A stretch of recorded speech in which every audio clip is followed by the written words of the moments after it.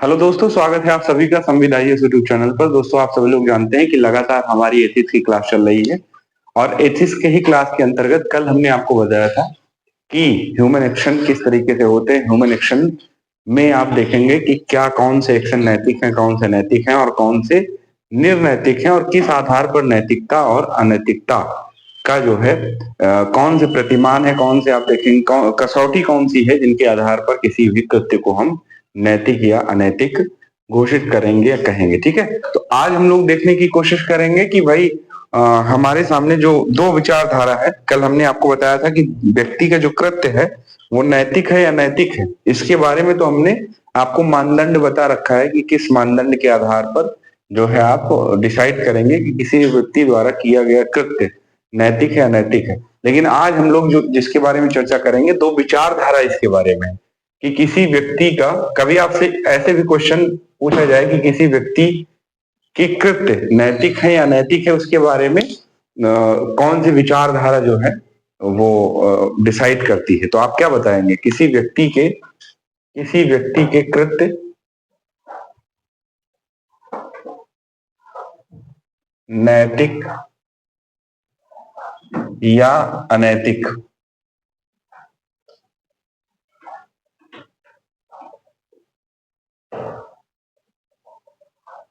ठीक है, इसमें आप देखेंगे दो विचारधारा काम करती है और ये विचारधारा आप देखेंगे कि इसी के आधार पर आप बोल सकते हैं कि चीजें डिसाइड भी होती हैं। एक तो आपका नियमवाद की विचारधारा, नियमवाद, इसी को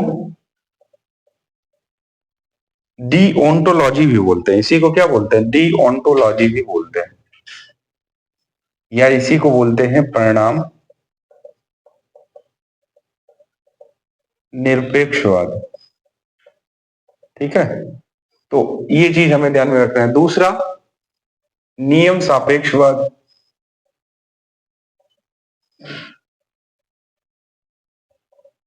ठीक है, परिणाम सापेक्षवाद।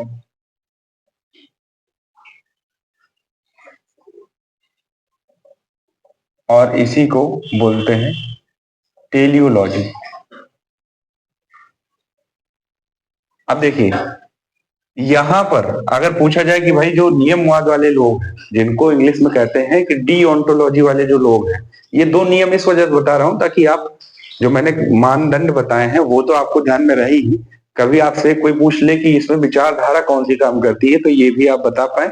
इसके बाद हम लोग अभी आगे आएंगे कि हमारे हमारे जीवन के जितने भी कार्य हैं उनमें नैतिक प्रगति हुई कि नहीं हुई, समाज की ऑल ओवर नैतिक प्रगति हुई कि नहीं हुई।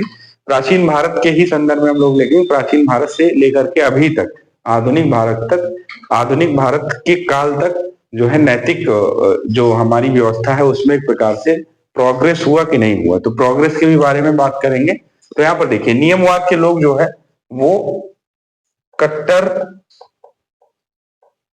नियम समर्थक होते हैं। ठीक है, इनका ये मानना है कि हमने, या फिर आप देखेंगे कि यहाँ पर जो धार्मिक लोग हैं, ठीक है, यानी धर्म गुरु जिसको आप कह सकते हैं, धर्म गुरु, वो किसी भी धर्म से संबंधित हो सकते हैं, चाहे वो हिंदू से हो या मुस्लिम से हो, किसी भी धर्म से संबंधित हो सकते हैं। इनका ये मानना रहता है कि भाई जो नियम शास्त्र में या फिर जो नियम शरीयत कानून में दिया गया है, ठीक है, मुस्लिम धर्म का कोई अगर धर्म गुरु है तो वो फिर शरीयत के नियम के हिसाब से नियम को इम्प्लीमेंट करवाने की कोशिश करेगा समाज में, और अगर कोई हिंदू धर्म का धर्म गुरु है तो वो कोशिश करेगा कि शास्त्र सम्मत जो है सारे कानून और सामाजिक व्यवस्था हो। तो ऐसे कंडीशन में इनको कहा जाता है कि नियमवाद है, कट्टर नियम के समर्थक है। ये कभी जो है इनके अंदर लचीलापन नहीं होता, तो यहाँ पर आप कहेंगे लचीलेपन की कमी दिखाई पड़ती है, फ्लैक्चुएशन नहीं है, लचीलेपन की कमी है,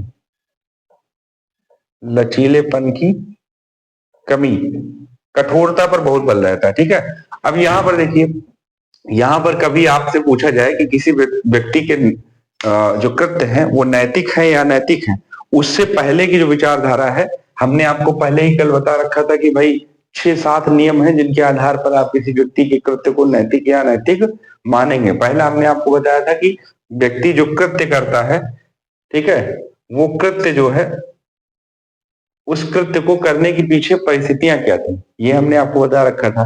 ठीक है, इरादा क्या था ये भी हमने बता रखा था। तो यहाँ पर जो टेलियोलॉजी की विचारधारा है, या फिर इसको नियम सापेक्षवाद या परिणाम सापेक्षवाद बोलते हैं, इसकी जो विचारधारा है, इसमें आप देखेंगे कठोरता में कमी दिखाई पड़ती है। ठीक है, कठोरता में कमी, परिणाम सापेक्ष की बात चल रही है और यहाँ परिणाम निरपेक्ष की बात चल रही है, यानी परिणाम से कोई मतलब नहीं है। और यहाँ पर आप देखेंगे, यहाँ पर परिणाम पर बल दिया जाता है, तो यहाँ पर परिणाम को भी महत्व दिया जाता है कि आपने जो कृत्य किया है, या फिर आपने जो काम किया है, जो एक्शन लिया है, उसका परिणाम क्या हुआ है, उसका जो है कॉन्सिक्वेंसेस क्या रहा है, उस पर भी यहाँ पर ध्यान दिया जाता है। तो जो 6 हमने कल आपको मानदंड बताए थे, पहला मैंने कृत्य बताया था, दूसरा जो है मानदंड मैंने क्या बताया था आपको, कि कर्ता को बताया था कि कर्ता जो है वो किस एज ग्रुप का है, एज ग्रुप हो गया। ठीक है, उसका इरादा क्या था, और वो किस वर्ग का है, वर्ग की बात करें तो वर्ग का किस वर्ग का है। ठीक है, और उसके बाद में कर्ता के बारे में किस मानसिक स्थिति उसकी क्या है। ठीक है, मानसिक स्थिति, मान लीजिए अगर कोई पागल व्यक्ति है और वो पागल व्यक्ति किसी को मार देता है, ठीक है, तो ऐसे कंडीशन में फिर उसके द्वारा किया गया कृत्य जो है वो क्या साबित होगा, ना तो नैतिक होगा ना फिर अनैतिक होगा। आप कहेंगे कि भाई उसको किस में रखेंगे, कि कोई पागल व्यक्ति उसने मार दिया किसी व्यक्ति को, तो डॉक्टर ने मेडिकल रिपोर्ट में लगा दिया कि मना स्थिति इसकी ठीक नहीं थी, इसने जो है किसी को मार दिया, तो ऐसे कंडीशन में फिर उसके कृत्य को आप देखेंगे नियम सापेक्षवादी लोग जो है इस बातों को भी ध्यान में रखते हैं। जब किसी व्यक्ति के कृत्य को नैतिक या अनैतिक के रूप में डिसाइड करना होता है, तो नियम सापेक्षवाद जो लोग हैं वो इन बातों को भी ध्यान में रखते हैं। लेकिन यहाँ पर अभी हमने नियमवाद की बात बताई, तो यहाँ पर आप देखेंगे ये कट्टर नियम समर्थक होते हैं, इनको इससे कोई लेना देना नहीं है कि कृत्य किस तरीके से था, करता किसी एज ग्रुप का मान लीजिए 5 वर्ष का है, ठीक है, उससे कोई मतलब नहीं। इनका मतलब यह है कि अगर उसने अपराध किया है तो फिर वो अपराध माना ही जाएगा, वो नैतिक अनैतिक होगा ही होगा, उसमें नैतिक की कोई गुंजाइश नहीं है। तो अभी आप समझ पा रहे होंगे कि विचारधारा में किस तरीके से हमें अंतर दिखाई पड़ता है। वही तीसरा पॉइंट हमने एक बताया था आपको, पीड़ित और लाभार्थी की। पीड़ित और लाभार्थी हमने बताया था कि भाई पीड़ित जो है व्यक्ति कौन है, ठीक है, और पीड़ित व्यक्ति में मैंने आपको वर्ग भी बताया था कि अगर मान लीजिए ए नाम का कोई व्यक्ति है और वो जो है गरीब है, उसकी जमीन अगर किसी सी नाम के व्यक्ति ने हथिया लिया है और सी नाम के व्यक्ति ने बी नाम के किसी अमीर व्यक्ति के जमीन को हथिया लिया है, तो इसमें से सबसे अनैतिक वर्ग ए नाम के व्यक्ति का जमीन हथियाना होगा, हड़पना होगा। ठीक है, तो हमने पीड़ित की भी बात बताई थी कि पीड़ित किस वर्ग का है, ये भी इसमें मायने रखता है, गरीब है या अमीर वर्ग का है। तो गरीब वर्ग के व्यक्ति के साथ अगर किसी प्रकार का अत्याचार या अन्याय हो रहा है तो उस वर्ग के व्यक्ति जो लाभार्थी है उसको कहा जाएगा कि लाभार्थी ने इसके साथ अनुचित किया है। ठीक है, तो ये बात भी हमें ध्यान में रखना है। ठीक है, ये बात भी हमें ध्यान में रखना है। एक और बात हमने आपको बताई थी कि इरादा क्या है। चौथी पॉइंट जो हमने आपको बताई थी वो ये बताई थी कि भाई इरादा क्या है। हमने आपको बताया था कि कोई व्यक्ति है, ठीक है, वो कमरे में सो रहा है, मान लीजिए ए नाम का कोई व्यक्ति है वो कमरे में सो रहा है और बी नाम का कोई व्यक्ति आया उसको मारने के इंटेंशन से, और ऐसे कंडीशन में उसने क्या किया, उसने जो है बंदूक गोली चला दी और ऐसे कंडीशन में उस व्यक्ति के ऊपर वार नहीं हुआ। व्यक्ति जिसको मारना चाह रहा था वो पहले से ही सजग हो गया और उसने जो है कोई अपने सामान कोई बड़ा सा टेडी बियर रख दिया और वो जो है निकल गया वहां से। तो ऐसे कंडीशन में जो ए नाम का व्यक्ति है जिसका इंटेंशन पूरी तरीके से मारना था। ठीक है, दूसरा हमने एग्जांपल आपको कल के ही सेशन में बताया था कि कोई ए नाम का व्यक्ति है और बी नाम के व्यक्ति दोनों आपस में जो है सहपाठी हैं और ऐसे कंडीशन में दोनों एक दूसरे के घनिष्ठ मित्र हैं और ए नाम का व्यक्ति कुएं के पास बैठा हुआ था। ये सब एग्जाम्पल इसी में सेट करना है। ठीक है, वो तो मैं आपको बता रहा हूँ किस तरीके से विचारधारा इसमें जो है विचारधारा के आधार पर नैतिक या अनैतिक कृत्य डिसाइड किए जाते हैं। तो कल हमने बताया था कि किस तरीके से कौन कौन से मानदंड हैं, लेकिन यहाँ पर 2 विचारधाराएं भी हैं जिनके आधार पर ये दोनों सेट होते हैं। ठीक है, तो कल हमने आपको ये भी बताया था कि भाई मान लीजिए दोनों सहपाठी हैं और वो जो है ए नाम का व्यक्ति अचानक से आश्चर्यजनक स्थिति में खो करता है, और फिर ऐसे कंडीशन में क्या होता है, बी नाम का व्यक्ति किसी कुएं के पास बैठा होता है, वो अचानक से गिर जाता है और फिर मर जाता है। तो फिर ऐसे कंडीशन में आप देखेंगे कि जो ए नाम का व्यक्ति है उसके ऊपर किसी प्रकार का आप कहेंगे कि अनैतिक आचरण का आरोप नहीं लगेगा, क्योंकि वो जो है इस इरादे के साथ उसने ऐसा नहीं किया था कि बी नाम के व्यक्ति की मृत्यु हो जाए। ठीक है, तो इस तरह से आप एग्जाम्पल दे सकते हैं। एक और पॉइंट मैंने कल आपको बताया था कि जो है परिणाम क्या हुआ। ठीक है, मैंने आपको परिणाम में भी बताया था कि भाई आपको ध्यान में रखना है कि मान लीजिए कोई कैंसर से पीड़ित व्यक्ति है, ठीक है, तात्कालिक रूप से डॉक्टर के पास पहुंचा और तात्कालिक रूप से उसका इलाज करना बेहद जरूरी था। डॉक्टर ने उचित समझा और इलाज किया, लेकिन उसका जो दूरगामी प्रभाव है, दीर्घकालिक प्रभाव है, वो नकारात्मक निकला, लेकिन तात्कालिक जो परिणाम है वो सकारात्मक निकला।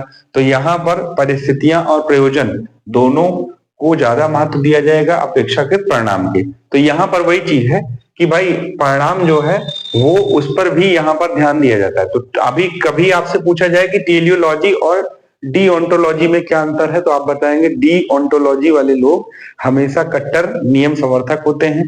ठीक है, खासकर ये धर्म गुरु होते हैं जिनके अंदर लचीलेपन की कमी होती है। इनका मानना है कि नियम जो है, नियम या फिर आप कहेंगे कि किसी व्यक्ति के कृत्य नैतिक अनैतिक हैं, ये शास्त्रीय आधार पर तय होते हैं।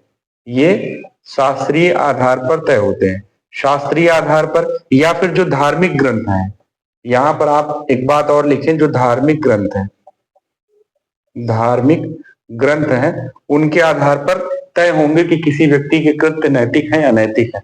और यहाँ पर क्या होगा, यहाँ पर ये सारे पॉइंट भी ध्यान में रखे जाएंगे। इसका मतलब ये हुआ ये लोग थोड़ा लिबरल है। यहाँ पर अगर ये कहें तो यहाँ पर आप कहेंगे कि ये लोग थोड़ा लिबरल है। ठीक है, कठोरता में विश्वास इनका नहीं रहता है, ये लिबरल है।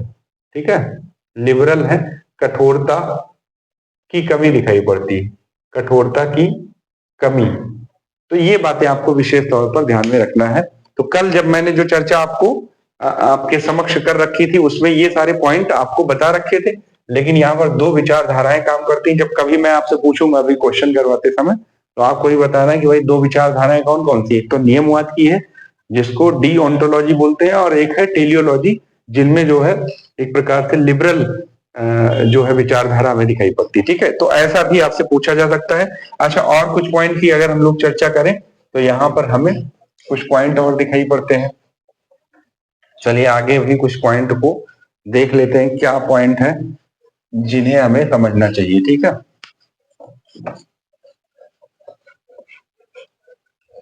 एक है कि क्या नैतिक प्रगति हुई है या नहीं हुई है। अगर इसको मोरल प्रोग्रेस की बात की जाए कि भाई मोरल प्रोग्रेस जो है वो हुआ है कि नहीं हुआ है, किसी व्यक्ति विशेष की बात करें तो वो तो आपके संदर्भ में हो गया, लेकिन समाज के नैतिक प्रगति की बात करें कि समाज में क्या मोरल प्रोग्रेस हुआ है, तो आप कहेंगे कि मोरल प्रोग्रेस को मापने का जो पैमाना है वो क्या हो सकता है, किसी भी समाज का मोरल प्रोग्रेस हुआ है कि नहीं हुआ है। व्यक्ति विशेष का भी आप अपने संदर्भ में देखिए, आप जो है अभी जिस एज में हैं और उससे पहले जिस एज में रहे होंगे, क्या आपके सोचने समझने और साथ ही साथ आपके जो है आपके आप कहेंगे कि आपके जो है व्यवहार में कोई परिवर्तन दिखाई पड़ता है। गति क्या नैतिक प्रगति हुई है या नहीं। ठीक है, अगर मान लीजिए ये किसी व्यक्ति विशेष के संदर्भ में हो कि भाई कोई व्यक्ति अपने बारे में कहना चाहे कि हमारा जो है मोरल प्रोग्रेस हुआ है तो नहीं, तो ऐसे कंडीशन में मोरल प्रोग्रेस को मापने के लिए, मोरल प्रोग्रेस को मापने के लिए क्या है कि आप पहले पहले कैसे थे और अब कैसे हैं। ठीक है, पहले में आप देखिए कि क्या हमारे अंदर पॉजिटिव था और क्या निगेटिव था, और अब पॉजिटिव क्या है और निगेटिव क्या है।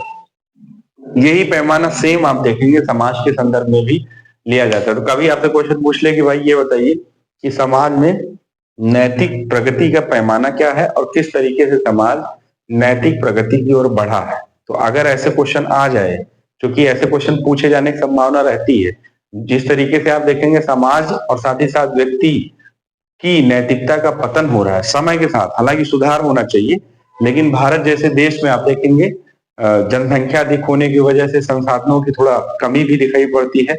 ऐसे कंडीशन में समाज का भी आप देखें, समाज के साथ साथ आप देखेंगे हर एक फील्ड में नैतिक प्रगति में कहीं ना कहीं कमी दिखाई पड़ती है। तो जब कभी अगर ऐसा क्वेश्चन पूछ ले कि मोरल प्रोग्रेस हुआ है कि नहीं, तो सबसे पहले आप देखेंगे कि आप पहले कैसे थे, यानी ये बिफोर की बात चल रही है।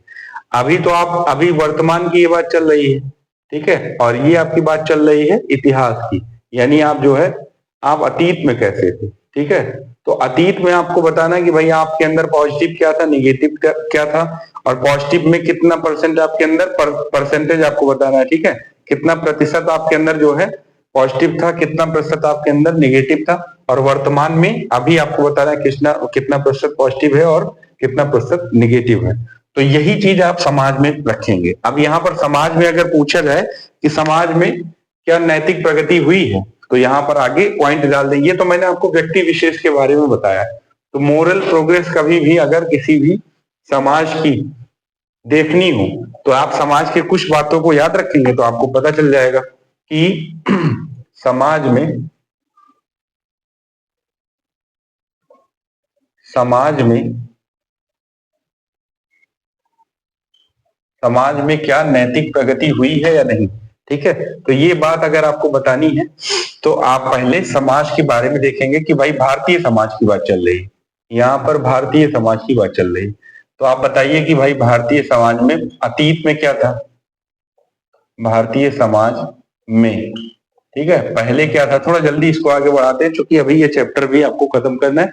अभी दो तीन और जो पॉइंट है वो आपको थोड़ा सा ध्यान में रखना है। जैसे अभी हमें ethics in private and public relation भी ध्यान में रखना है, ये पॉइंट। और उसके बाद में फिर आप देखेंगे कि जो हमारे विचारक हैं, ठीक है, विचारक हैं, जो भारतीय विचारक हैं, वैश्विक विचारक हैं, उनसे हमने सीखा क्या है, ये पॉइंट पढ़ना है। उसके बाद फिर आपका एक चैप्टर कंप्लीट हो जाएगा कि आपका कौन सा मानवीय मूल्य, और साथ ही साथ आप देखेंगे कि नीति शास्त्र तथा मानवीय मूल्य का अंतर संबंध, ये भी आप देखेंगे, चैप्टर आपका कंप्लीट हो जाएगा। तो भारतीय समाज में आप देखेंगे कि अतीत में भारतीय समाज कैसे दिखाई पड़ता है, इसमें कुछ पॉजिटिव बात देखते हैं और कुछ निगेटिव बात देखते हैं। और वर्तमान में भारतीय समाज कैसे दिखाई पड़ता है, ठीक है, कुछ पॉजिटिव बात देखते हैं और कुछ निगेटिव बात देखते हैं, ठीक है। तो देखिए अब यहाँ पर आपको कैटेगरी, अतीत में क्या था, अतीत में पॉजिटिव बात में देखते हैं भाई। अतीत में आप देखेंगे हमें थोड़ा पर्यावरण स्वच्छ दिखाई पड़ता है, भारतीय समाज में पर्यावरण की स्वच्छता दिखाई पड़ती है, तो ये हमारी पॉजिटिव बात दिखाई पड़ती है। दूसरा आप देखेंगे कि हमें समरसता थोड़ा सा दिखाई पड़ती है। समरसता, समरसता का मतलब जो भाईचारापन है वो समाज में थोड़ा दिखाई पड़ता है, ठीक है। यूनिटी का भाव, एकता का भाव भी आप देखेंगे कि हमें समाज में दिखाई पड़ता है। यहाँ पर निगेटिव की बात करें कि भारतीय समाज में अतीत में निगेटिव में क्या था, तो आप कहेंगे कि भाई दास प्रथा थी भारतीय समाज में, ठीक है, सती प्रथा भारतीय समाज में ही थी, भारतीय समाज में ही सती प्रथा थी। फिर वहीं आप देखेंगे दहेज प्रथा, हालांकि दहेज प्रथा अभी भी चली आ रही, तो अभी इसको यहाँ नहीं डालते हैं। तो दास प्रथा, सती प्रथा, ठीक है, और इसके साथ साथ में और अगर एक पॉइंट आप लेना चाहें तो यहाँ पर क्या ले सकते हैं, यहाँ पर आप देखेंगे कि एक प्रकार से बाल विवाह भी दिखाई पड़ता था। हालांकि बाल विवाह अभी भी आंशिक रूप से बना ही है, राजस्थान और हरियाणा जैसे क्षेत्रों में अभी भी दिखाई पड़ता है, ठीक है। और उसके बाद में आप और कौन सी बात देखेंगे, ठीक है, और निगेटिव में और कोई पॉइंट आपको याद आ रहा हो तो यहाँ पर आप मेंशन कर सकते हैं। तो तीन बातें, तीन चार बातें जो भी आपको याद आए कि अतीत में भारतीय समाज कैसा पॉजिटिव में था, कैसा निगेटिव में। ये बात चल रही मोरल प्रोग्रेस की बात चल रही, किस तरीके से भारत में जो है भारतीय समाज में आपका नैतिक प्रगति हुई है, ठीक है। अब यहाँ पर पॉजिटिव, वर्तमान में पॉजिटिव बात क्या है भाई कि आदमी की, अच्छा यहाँ पर आप देखेंगे कि रूढ़िवाद था, रूढ़िवाद, रूढ़िवाद, अंधविश्वास, ठीक है, अंधविश्वास भी आप देखें ये दिखाई पड़ता है। तो अंधविश्वास हो गया, रूढ़िवाद हो गया, ठीक है। यहाँ पर अगर आप देखेंगे कि पॉजिटिव बात क्या दिखाई पड़ती है वर्तमान में, तो आधुनिकता दिखाई पड़ती है। तो वर्तमान में आधुनिकता के जो मूल्य हैं वो आप देखेंगे कि हमें पॉजिटिव बात दिखाई पड़ती है।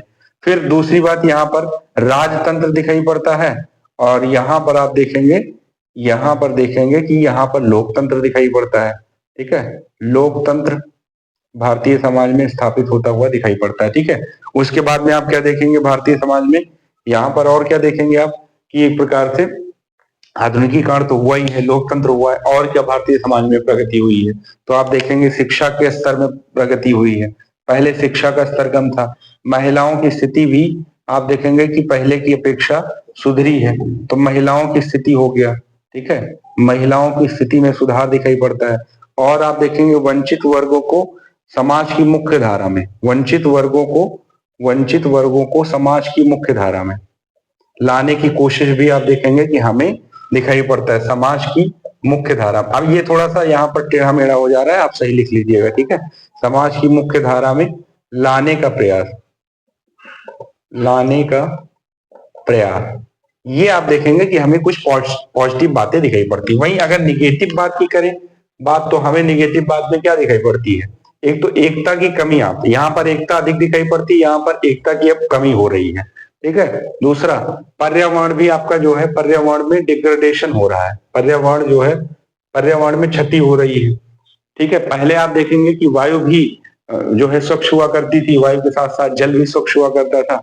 अब धीरे धीरे चीजें यहाँ पर गड़बड़ हो रही हैं, ठीक है। इसके साथ साथ आप देखेंगे भ्रष्टाचार का स्तर भी आप देखेंगे कि बढ़ा है। हालांकि आप ये भी कह सकते हैं कि जो है काफी हद तक आधुनिकता के आने की वजह से भ्रष्टाचार का स्तर कम भी हुआ है, लेकिन आप पूरी तरीके से नहीं कह सकते कि भ्रष्टाचार कम हुआ है, भ्रष्टाचार बढ़ ही रहा है, ठीक है।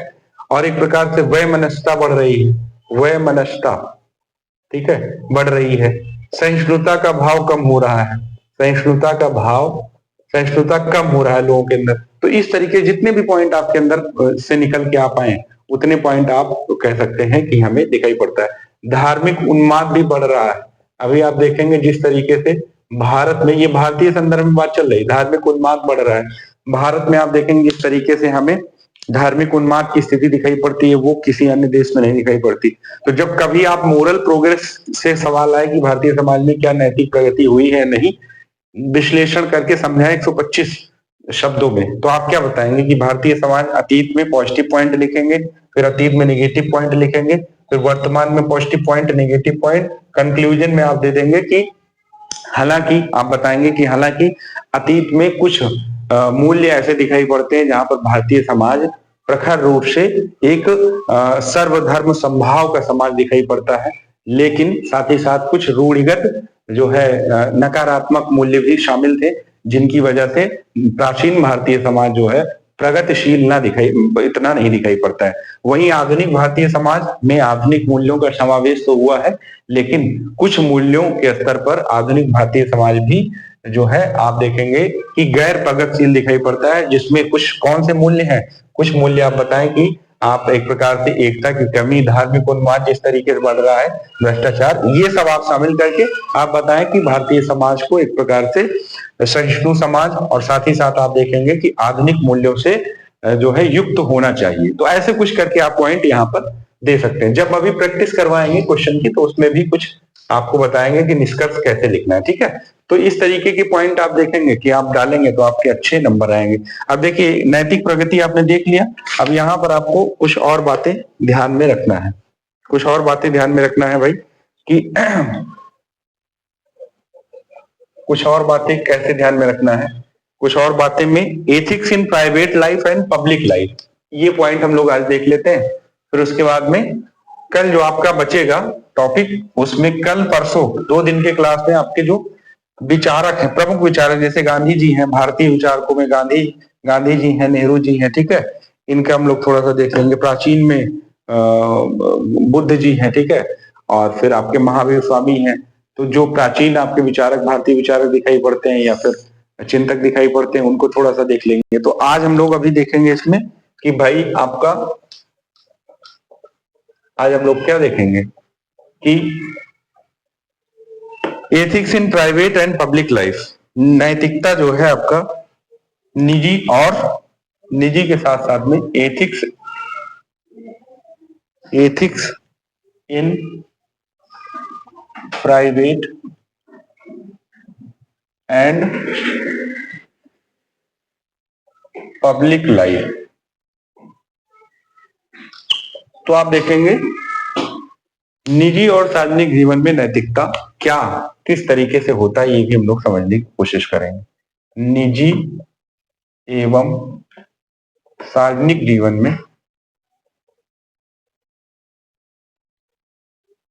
में नैतिकता।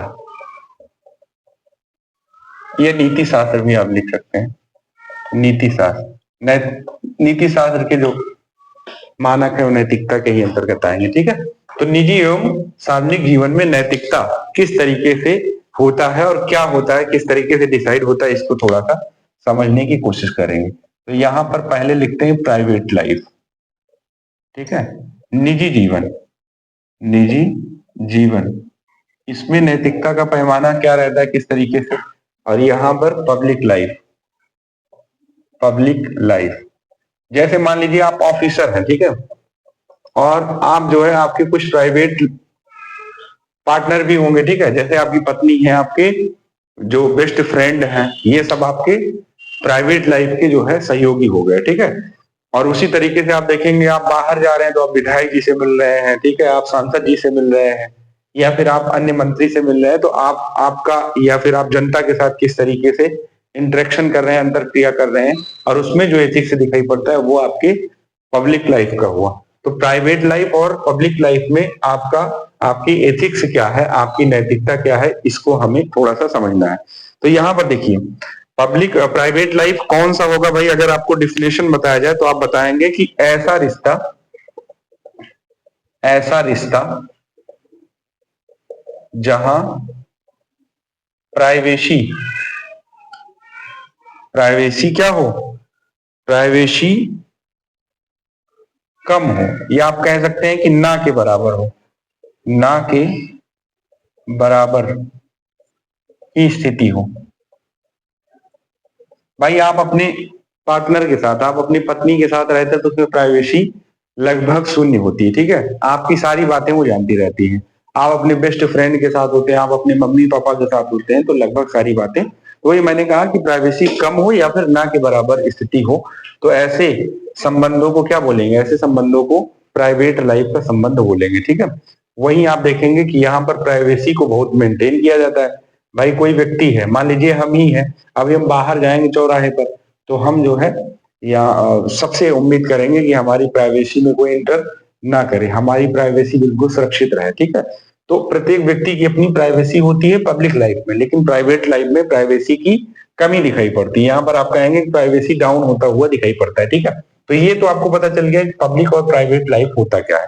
यहाँ पर अब देखिए मैंने आपको एग्जाम्पल भी बता रखा है कि जैसे एग्जाम्पल में आप डाल दिए कि पति पत्नी है, ठीक है, पति पत्नी है, और आप देखेंगे कि बॉयफ्रेंड है, ठीक है, रिश्तेदार आपके हैं, या माँ बाप, रिश्तेदार की जगह माँ बाप डाले तो ज्यादा ठीक होगा, माँ बाप है, ठीक है। उसी तरीके से यहाँ पर कंपनी में बॉस है, ठीक है, कंपनी में बॉस है आपके। फिर आपके कंपनी के साथ साथ आप देखेंगे आप अधिकारी हैं, तो आपके जो सहयोगी कर्मचारी हैं, सहयोगी कर्मचारी, ठीक है। अगर आप नेता हैं तो नेता में आप देखेंगे कि जनता के बीच में आप पब्लिक लाइफ में हैं, तो इस तरीके से आप देखेंगे कि हमें जो है लोग दिखाई पड़ते हैं, ठीक है। अब यहाँ पर कुछ बातें हमें जो विशेष तौर पर ध्यान में रखनी है वो ये है कि भाई प्राइवेट लाइफ में एथिक्स हमें क्या दिखाई पड़ता है और पब्लिक लाइफ में एथिक्स हमें क्या दिखाई पड़ता है, ठीक है। आज ये टॉपिक आपका कंप्लीट हो जाएगा और फिर उसके बाद में कल से हम लोग देखेंगे कि भारतीय जो चिंतक हैं, विचारक हैं, उनसे हमें क्या सीखने को मिलता है, ठीक है, नेहरू जी से हमें क्या सीखने को मिलता है, और सब में केवल 5-5 पॉइंट हम लोग देखेंगे। महात्मा गांधी जी से 5 पॉइंट देखेंगे क्या सीखने को मिलता है, 5 पॉइंट आपको याद करना है, उसके बाद उसमें अपने आप से ही भर देना। भाई महात्मा गांधी से आप अहिंसा के मूल्य सीखते हैं, अब अहिंसा में आप जो है नहीं लिख पाएंगे, अहिंसा में तो आप सब चीजें भर ही सकते हैं, ठीक है। अब जैसे नेहरू जी से आप देखेंगे कि नेहरू जी से गुट निरपेक्षता के मूल्य सीखते हैं। भाई नेम का जो है नॉन अलाइनमेंट मूवमेंट जो नेहरू जी ने चलाया था 1960 के पास, तो आप देखेंगे कि उसमें नेहरू जी ने प्रखर रूप से अपना नेतृत्व किया। तो इस तरीके से नेहरू जी से हम उदारता का मूल्य सीखते हैं, ठीक है, सर्वधर्म संभाव का भी मूल्य सीखते हैं, तो इस तरीके से तर्कवाद का मूल्य सीखते हैं, आधुनिकता का मूल्य सीखते हैं। तो इस तरीके से जो हमारे विचारक हैं, भारतीय विचारक भी और जो आपके वेस्टर्न विचारक हैं, जो पश्चिमी चिंतक हैं, उनसे भी कुछ पॉइंट, 4-5 पॉइंट केवल आपको याद रखना है। सारे पॉइंट मैं आपको लिख के दूंगा जो मैंने नोट्स बना रखे हैं, ठीक है। सारी बातें मैं नोट्स से ही करता हूँ, जो कि ऑलरेडी पहले मैंने ढंग से पढ़ रखा है तभी आपके सामने प्रस्तुत हो रहा हूं। तो प्राइवेट लाइफ में देखिए यहाँ पर क्या कौन से मूल्य हमें नैतिकता दिखाई पड़ते हैं, तो यहाँ पर आत्मनिष्ठता, आत्मनिष्ठता अधिक दिखाई पड़ता है। अब देखिए ये शब्द हमने आपको पहले ही बता रखा है कि आत्मनिष्ठता क्या होता है, हमने पहले ही आपको बता रखा है। तो आत्मनिष्ठता का मतलब क्या हुआ, एक वस्तुनिष्ठता की स्थिति रहती है, एक आत्मनिष्ठता की स्थिति। तो यहाँ पर आप देखेंगे कि हमारे संबंध जो होते हैं लोगों से वो आत्मनिष्ठ होते हैं, ठीक है, यानी उनकी विचारों को भी हम मानते हैं, हमारे विचारों को भी मानते हैं, हमारी विचार उनके विचार से भिन्न भी होते हैं, ठीक है, हम एक दूसरे के विचार को जो है एक दूसरे के विचार के साथ सहिष्णु भी रहते हैं। तो ऐसे कंडीशन में आप देखेंगे कि आत्मनिष्ठता का जो मूल्य होता है वो अधिक होता है। और यहाँ पर जो दूसरा पॉइंट हमें दिखाई पड़ता है, यहाँ पर वस्तुनिष्ठता रहता है। भाई कोई अधिकारी है वो अपने विचार से काम नहीं करता है, ठीक है, उसको तो नियम चाहिए, उसको नियम चाहिए, उसको कानून चाहिए। अब मान लीजिए कि आप जो है किसी जिले के जिलाधिकारी, तो आप अपने कर्मचारी के कहने के अनुसार काम नहीं करेंगे। आप देखेंगे कि कर्मचारी कह रहा है, ठीक बात है, उसको भी आप मानेंगे, लेकिन आप सबसे पहले देखेंगे कि क्या संविधान ने हमें ये करने की इजाजत दे रखी है, क्या वर्तमान भारतीय कानून ये करने की इजाजत दे रखी है। तो आप वस्तुनिष्ठता के मूल्य के साथ यहाँ पर आगे बढ़ेंगे। तो नैतिक मूल्य की ही चर्चा हो रही है कि आप निजी जीवन में किस तरीके से नैतिक मूल्यों को फॉलो करते हैं और जो है पब्लिक लाइफ में किस तरीके से करते हैं। तो यहाँ पर वस्तुनिष्ठता का मूल्य हमें अधिक दिखाई पड़ता है। वस्तुनिष्ठता में जो है रिजिडिटी होती है, मतलब कठोरता होता है कि सबको मानना ही रहता है। आत्मनिष्ठता में सबके विचार का सम्मान करते हैं, सबकी राय हो गई, सबकी थिंकिंग हो गई, सबकी सोच हो गई, सबका विचार हो गया, उसका भी आप सम्मान करते हैं। तो आप अपने दोस्तों से ये नहीं उम्मीद करते कि जो उन्होंने कहा है वो कानून में लिखा होना चाहिए तभी हम मानेंगे, ठीक है। तो यहाँ पर आत्मनिष्ठता का मूल्य अधिक दिखाई पड़ता है, यहाँ पर वस्तुनिष्ठता का मूल्य अधिक दिखाई पड़ता है। दूसरा जो पॉइंट हमें दिखाई पड़ता है भाई, यहाँ पर आप देखेंगे सांस्कृतिक प्रभाव हमें दिखाई पड़ता है। सांस्कृतिक प्रभाव, अब देखिए इस शब्द का मतलब क्या है, इस शब्द का मतलब क्या है कि सांस्कृतिक प्रभाव क्या दिखाई पड़ता है। और यहां पर आप देखेंगे कि नहीं के बराबर दिखाई पड़ता है, और यहां पर सांस्कृतिक प्रभाव, सांस्कृतिक प्रभाव नहीं के बराबर। इसका मतलब क्या हुआ भाई,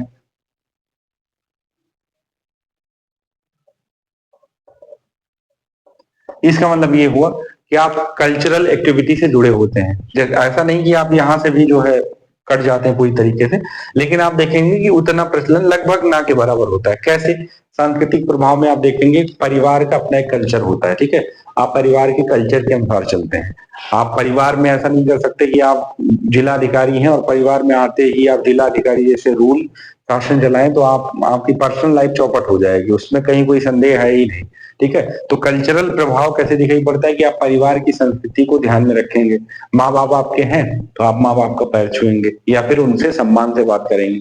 पत्नी है तो पत्नी का जो दायित्व है, जो कर्तव्य है, जो जो आप अधिकार दे रखे हैं या फिर आप और पत्नी का जो सम्मिलित अधिकार है, उनका भी आपको पालन करना पड़ेगा, ठीक है। तो प्राइवेट लाइफ में मित्र मित्र का जो एक प्रकार से आपकी दोस्ती का जो कल्चर है उसको भी ध्यान में रखना है। आप डीएम है तो अपने लिए है, लेकिन मित्र के साथ अगर आप डीएम के जैसा व्यवहार करते हैं तो फिर ऐसे कंडीशन में क्या होगा, दूसरे दिन वो मित्र अगर समझदार है तो वो हट जाएगा, आपसे दूर हो जाएगा। प्रेमचंद जी ने एक कहानी भी लिख रखी गुल्ली डंडा नाम की, उसमें ये बात बताई गई है कि मित्रता तभी तक ठीक होती है जब तक उसको पुराने संस्कृति के साथ ढाला जाए, पुराने संस्कृति के प्रभाव में रखा जाए। अब कोई व्यक्ति, अगर ए नाम का कोई व्यक्ति अधिकारी बन गया और वो वापस आता है बी नाम के व्यक्ति से मिलता है जो कि पुराने समय में उसका बहुत ही घनिष्ठ मित्र हुआ करता था, अब ऐसे कंडीशन में उसने पुरानी ही मित्रता के साथ उससे पेश आया वो, तो उसकी मित्रता अभी भी सजीव बनी हुई है। अगर वो डीएम के जैसे या अधिकारी के जैसे बर्ताव किया तो फिर आप देखेंगे कि उसकी मित्रता समाप्त हो जाएगी। तो यहाँ पर सांस्कृतिक प्रभाव हमें अधिक दिखाई पड़ता है। आप यहाँ पर सांस्कृतिक प्रभाव कहेंगे कि ना के बराबर दिखाई पड़ता है, यहाँ पर कोई मतलब होता नहीं है किसी से। आप अपने नियम कानून के अनुसार चलें, आपको जो उत्तरदायित्व दी गई है उसको आप संभालें, ठीक है। तो सरकारी जीवन में आप देखेंगे कोई सांस्कृतिक प्रभाव नहीं दिखाई पड़ता कि अब आप कहीं पर आपकी पोस्टिंग हुई है तो एक साल के लिए मान लीजिए आप किसी के साथ काम कर रहे हैं, कई सारे आपके पार्टनर्स हैं जिनके साथ काम कर रहे हैं, तो आप इतना ज्यादा उनसे जो है व्यवहारिक नहीं होंगे, इतना ज्यादा आप अनौपचारिक नहीं होंगे जितना ज्यादा अनौपचारिक अपने प्राइवेट लाइफ में होते हैं। तो यहाँ पर सांस्कृतिक प्रभाव हमें कम दिखाई पड़ता है। दूसरी बात यहाँ पर आप देखेंगे जो काम करता है वो भावनात्मक शक्ति काम करती है। यानी आप यहाँ पर कहेंगे कि भावनात्मक इमोशनल इंटेलिजेंस का काम होता है, भावनात्मक शक्ति यहाँ पर काम करती है। ठीक है, आप इमोशनल होते हैं, आप इमोशनल होकर के यहाँ पर रहते हैं। ठीक है, तो आपकी भावनाएं जो है परिवार के सदस्यों के साथ जुड़ी होती है, आपकी भावनाएं अपनी पत्नी के साथ, आपकी भावनाएं अपने दोस्त के साथ जुड़ी होती है। यहाँ पर आप कहेंगे कि भावनात्मक शक्ति कम होती है। ठीक है, तो यहाँ पर भावनात्मक शक्ति अधिक होती है और यहाँ पर आप देखेंगे कि भावनात्मक शक्ति हमें कम दिखाई पड़ती है। ठीक है, तो यहाँ पर इमोशनल पावर जो है हमें अधिक दिखाई पड़ता है। ठीक है, क्योंकि यहाँ पर आपको क्या चीज ध्यान में रखना, यहाँ पर आपको अपने व्यवसायिक सत्यनिष्ठा को भी ध्यान में रखना होता है। इस वजह से आप देखेंगे भावनात्मक शक्ति कम दिखाई पड़ती। ठीक है, यहाँ पर आपको व्यवसायिक सत्यनिष्ठा को भी ध्यान में रखना होता है, व्यावसायिक सत्यनिष्ठा। अब मान लीजिए आप जो है यहाँ पर भावनात्मक हो गए, मान लीजिए आप किसी ऑफिस में एक सीनियर लेवल के अधिकारी हैं और आप यहाँ पर इमोशनल हो गए, तो आपसे जो जूनियर है वो आपके इमोशनलिटी का फायदा उठाएगा और फिर आपकी व्यवसायिक सत्यनिष्ठा का मतलब क्या हुआ कि आपके प्रोफेशन से जुड़े बहुत सारे ऐसे जो गोपनीय तथ्य हैं, बहुत सारे ऐसे जो मामलात हैं जिनको आप साझा नहीं कर सकते हैं। ठीक है, वो भी आपसे पूछ लिया और ऐसे कंडीशन में फिर क्या होगा, वो व्यक्ति कुछ भी अनर्गल कर सकता है, उसमें कुछ कहने की जरूरत नहीं है। तो भावनात्मक शक्ति यहाँ पर कम होती है, यहाँ पर भावनात्मक शक्ति मजबूत होती है। आप अपने परिवार से अपने दिल की बातें भी साझा कर सकते हैं। ठीक है, तो यहाँ पर आप इमोशनल पावर के साथ काम करते हैं और यहाँ पर आपको व्यवसायिक सत्यनिष्ठा भी बचाना है। प्रोफेशनल जो आपकी इंटेग्रिटी है वो भंग ना हो जाए, इस वजह से यहाँ पर ज्यादा इमोशनल नहीं होना है। कहते नहीं कि आप पब्लिक लाइफ में जब होते हैं तो वहां पर इमोशनलिटी थोड़ा सा कम रखना रहता है, यानी इमोशनल इंटेलिजेंस की जरूरत होती है। इमोशनल इंटेलिजेंस क्या होता है कि आप अपनी भावना को भी जाने, अगले वाले की भी भावना को जाने, दोनों को समझ करके तुलना करके फिर रिएक्शन करें। ठीक है, आप मुझसे बात करें, जैसे अभी मैं आपसे बात कर रहा हूं तो हम अपनी भावना को भी समझ रहे हैं, आप अपनी भावना को समझ रहे हैं, हम दोनों एक दूसरे की भावना को समझ रहे हैं और ऐसे कंडीशन में फिर रिएक्शन कर रहे हैं। तो उसी को इमोशनल इंटेलिजेंस कहते हैं कि आप एक दूसरे की भावना को समझें, उसके बाद प्रतिक्रिया करें, रिएक्शन करें। ठीक है, तो यहाँ पर भावनात्मक शक्ति जो है आप देखेंगे कि इमोशनल नहीं होते, यानी इमोशनल इंटेलिजेंस अधिक होता है। यहाँ पर इमोशनल इंटेलिजेंस का इतना काम नहीं होता है, यहाँ पर आप भावनात्मक शक्ति के साथ काम करते हैं।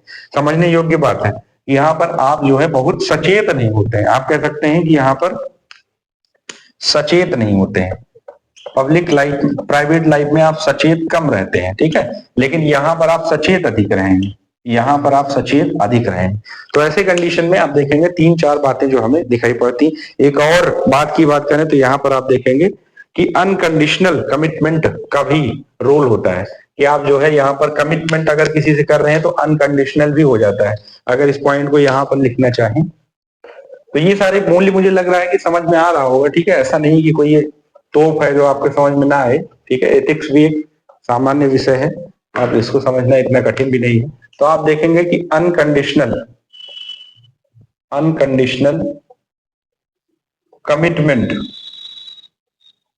कमिटमेंट की स्थिति में होते हैं आप। ठीक है, आपने किसी भी हद तक, यहां पर आप कह सकते हैं किसी भी हद तक आप आगे बढ़ जाते हैं। ठीक है, और यहां पर आप देखेंगे कि यहां पर जो सिचुएशन होती है वो क्या होती है कि आप अनकंडीशनल नहीं हो सकते। क्यों? क्योंकि ऐसे कंडीशन में फिर व्यावसायिक सत्यनिष्ठा आपकी खतरे में पड़ जाएगी। ठीक है, और आप परेशान हो जाएंगे। कंडीशनल कमिटमेंट होता है यहाँ पर कंडीशनल कमिटमेंट होता है। ठीक है, आप मान लीजिए किसी भी बैंक में मैनेजर है और आपके यहाँ कोई केसीसी करवाने आया, कोई किसान आया आपके यहाँ, तो आपने उसके ऊपर कंडीशन रखा कि भाई आप कोलेटरल दीजिए, तभी हम जो है आपका, आप एक प्रकार से अपने खेत का क्या दीजिए, खेत का खतौनी, खसरा, ये सारी चीजें हमारे पास रखिए, तभी हम आपको क्या देंगे, तभी हम आपको केसीसी आपका बना सकते हैं। ठीक है, और अगर आपने कोलेटरल की बात नहीं की, कोई कमिटमेंट आपने कंडीशनल कमिटमेंट नहीं किया, तो आपकी व्यवसायिक सत्यनिष्ठा और आपकी जो रिस्पॉन्सिबिलिटी है, उत्तरदायित्व है, वो एक प्रकार से जवाबदेहिता में कमी दिखाई पड़ेगी। ठीक है। तो यहाँ पर आप देखेंगे कि हमें कंडीशनल कमिटमेंट करना होता है। अब जब किसी परिवार में होते हैं तो आप किसी भी हद तक कमिटमेंट कर देते हैं। आपकी वाइफ ने आपसे कहा कि भैया हमें जो है शाम को क्या चाहिए, हमें शाम को टिक्की चाहिए, तो आपने कहा ठीक है मिल जाएगा। आपकी वाइफ ने आपको कहा कि हमें शाम को एक बढ़िया सा फेस वॉश चाहिए, तो आपने कहा मिल जाएगा। अगर और भी कोई कंडीशन लगा दिया तो ऐसे कंडीशन में आप देखेंगे कि आप अनकंडीशनल हो जाते हैं। ठीक है। तो इस बात को विशेष तौर पर आपको ध्यान में रखना है कि आप जब अपने प्राइवेट लाइफ में होते हैं तो वहां पर कोई कंडीशन नहीं रखते हैं, वहां पर आप अनकंडीशनल हो जाते हैं। और जब आप किसी पब्लिक लाइफ में होते हैं तो वहां पर कंडीशनल कमिटमेंट करते हैं। तो इतनी बातें अगर आपसे पूछा जाए कि भाई पब्लिक और प्राइवेट लाइफ में एथिक्स क्या है, तो आप सभी लोग बता सकते हैं। कल की सेशन में हम लोग चालू करेंगे क्या, कल के सेशन में हम लोग देखेंगे कि भारतीय चिंतक, भारतीय विचारक से हम लोग क्या सीखे हैं। ठीक है। उनसे कौन कौन से मूल्य सीखने को मिलते हैं, वेस्टर्न चिंतक से हमें कौन कौन से मूल्य सीखने को मिलते हैं। 2-3 दिन का ये टॉपिक है। फिर पूरी तरीके से आपका एथिक्स का पहला चैप्टर खत्म हो जाएगा। फिर अगला चैप्टर जो हम लोग देखेंगे वो आवृत्ति की देखेंगे। उसको हम लोग फिर जैसे जैसे चैप्टर आपका जैसे जैसे आपका समय बढ़ता जाएगा वैसे वैसे हम लोग देखते चलेंगे। तो चलिए मिलते हैं अगली क्लास में, तब तक के लिए अपना ध्यान रखिए। बहुत बहुत धन्यवाद।